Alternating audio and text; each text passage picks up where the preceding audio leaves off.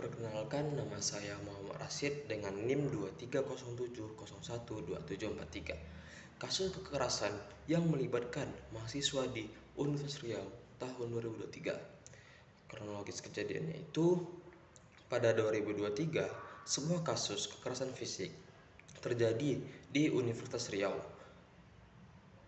di mana seorang mahasiswa berinisial R mengalami penganiayaan oleh sekelompok mahasiswa lainnya. Kejadian ini bermula dari masalah pribadi yang berujung pada perkelahian fisik. Beberapa mahasiswa yang sebelumnya sudah terlibat konflik dengan korban memutuskan untuk melampiaskan amarah mereka dengan cara kekerasan. R dipukul, ditendang, dan dianiaya oleh sekelompok mahasiswa di area kampus. Kejadian ini kemudian tersebar melalui media sosial yang memicu kemarahan publik dan menjadi sorotan karena melibatkan mahasiswa dari universitas ternama. Korban yang mengalami luka-luka serius segera dilarikan ke rumah sakit, dan laporan pun dibuat ke pihak berwajib. Nah, yang kedua, apa yang melatar belakangi kejadian tersebut?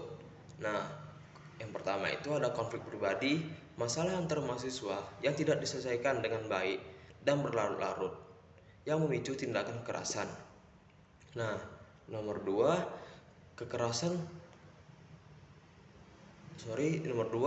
pengaruh kelompok. Beberapa mahasiswa terlibat dalam kekerasan ini karena adanya dorongan kelompok atau teman-teman yang memicu emosi.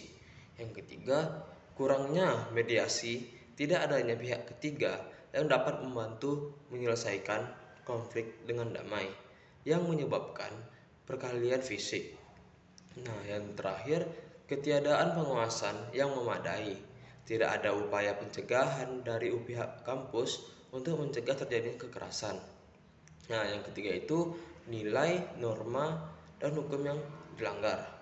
Nah, yang pertama itu nilai menghormati martabat sesama mahasiswa, menjaga integritas pribadi, dan menghindari kekerasan dan menyelesaikan masalah. Yang kedua, norma sosial, melanggar norma yang mengajarkan bahwa konflik harus diselesaikan dengan cara yang baik tanpa kekerasan.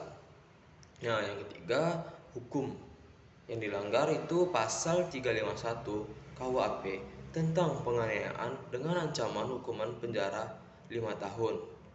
Pasal 170 KUHP tentang pengeroyokan jika pelaku melibatkan lebih dari satu orang. Nah, yang keempat, hukuman apa yang didapat? Nah, beberapa pelaku yang terlibat dalam penganiayaan tersebut kemudian diproses hukum. Mereka dijerat dengan pasal penganiayaan dan pengeroyokan. Hukuman yang diterima pelaku bisa berupa penjara dan denda, namun proses hukum lebih lanjut dan berlangsung. Yang kelima, apakah hukuman sudah sesuai? Nah, hukuman yang diterima oleh pelaku sudah dianggap sesuai dengan tindakan kekerasan yang mereka lakukan. Meskipun ada suara-suara yang menginginkan hukuman lebih berat untuk memberikan efek jerah. Mengingat korban mengalami luka-luka serius, masyarakat berharap agar hukuman ditegakkan dengan tegas dan transparan. Nah, yang keenam, nilai-nilai yang bisa diambil dari kasus ini. Yang pertama, pentingnya menyelesaikan konflik secara damai. Setiap konflik harus diselesaikan dengan cara dialog, bukan dengan kekerasan fisik. Nah, yang kedua, peran penting pengawasan kampus. Kampus harus memiliki mekanisme pencegahan kekerasan dari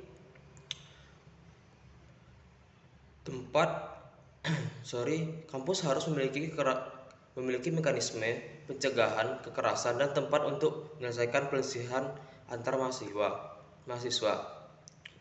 Yang ketiga, pengaruh buruk kekerasan dalam kelompok. Kekerasan yang terjadi karena dorongan kelompok dapat merugikan banyak pihak termasuk dari sendiri dan reputasi kampus. Nah, yang ketujuh, solusi atau saran agar tidak terjadinya kasus tersebut. Yang pertama itu program pendidikan berkarakter di kampus.